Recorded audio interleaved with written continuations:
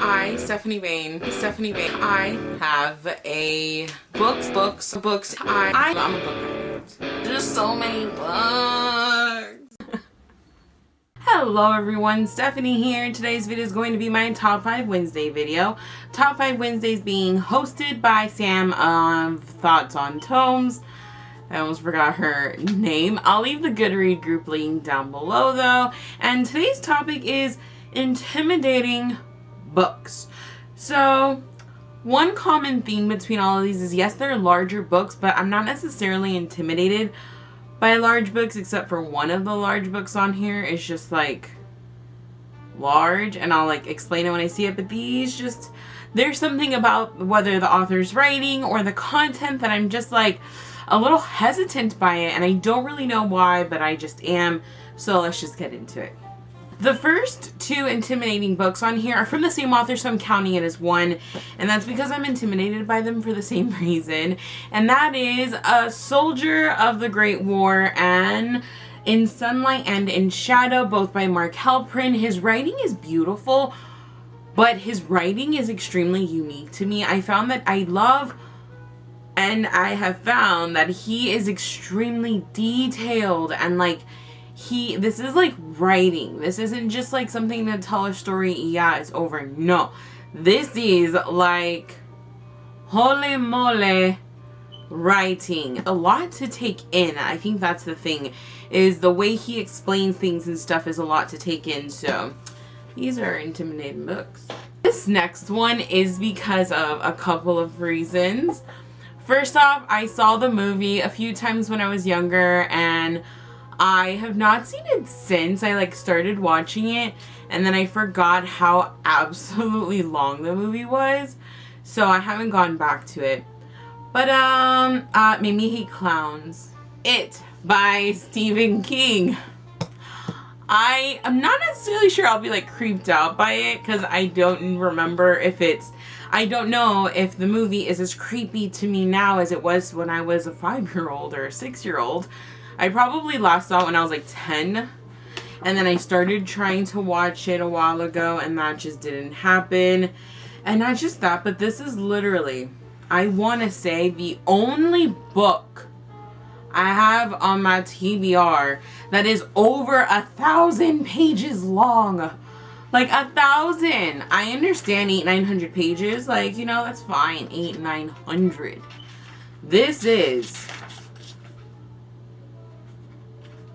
oh, because there's a long ass epilogue apparently. But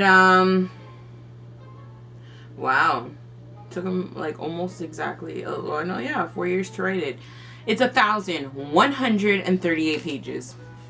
The next one I'm counting as one again, but it's actually a series I'm intimidated by.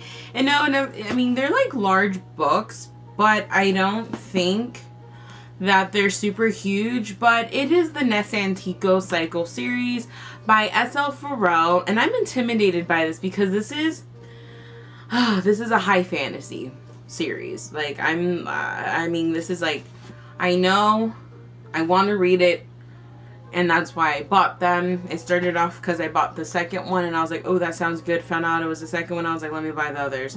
But I do know this is a high fantasy series, and I've never read like high fantasy. It's kind of like, I know I enjoy fantasy because I read a little bit here and there, but I've never read it, I feel like, to this extent.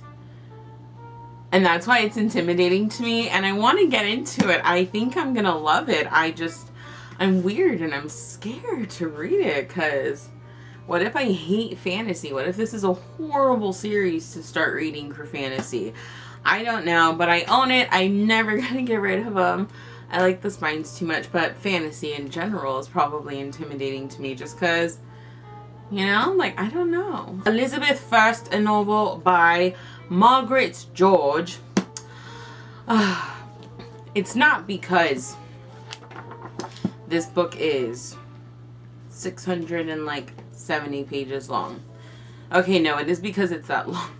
And I'm also just like, I absolutely love, like, Henry VIII. I love watching movies based in that time, set in that time period. Elizabeth I, like all the movies and stuff. And I know this is gonna be good, but the thing is I haven't actually delved into that a lot when it comes to reading. I read Into the Dim, and it went back to the time of, what's her name, Helen of Aquitaine or something like that. I'll put it in here if I can remember it. But I mean, like, I'm excited to read this. I really am, but I am intimidated by it just because, again, it's kind of like fantasy. I love historical fiction, but this is like this type of stuff I really would like to read, and I just haven't yet because I don't know if I would like it, and it's intimidating to me because what if I like hate this? And I just ordered a book about Henry VIII, which is also a novel, and I'm like really excited about that one. But what if I like read these and I absolutely hate them? But that's why I'm intimidated by this. It's just because of the fact that this is a subject I really love. I haven't actually read anything like fictional about it, and I don't want it to like make me hate it. And the last one is House of Leaves by Moxie Danielewski. No, it's not because it's a big floppy book. It's because this book is weird. I've had this for a while. And then I see like all these random things. Hold on. Where are those weird pages where it has like... What is that? Like, what is this shit, huh? Like, what is this?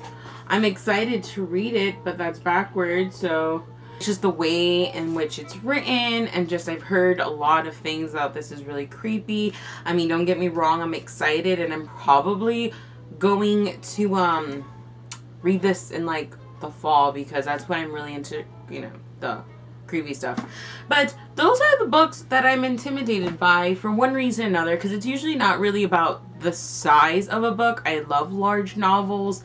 I mean, I read Outlander, and they're not short books. They're not quick, fast reads. It's not that. It's just usually the content in which it's in them. I thought something happened on my camera. But I hope you guys enjoy this video. Comment down below what are some of the books you're intimidated by and what reason you're intimidated by them. You know, just let me know down below. But I'll see you guys in my next video. Have a great reading day, reading week, whatever. Goodbye.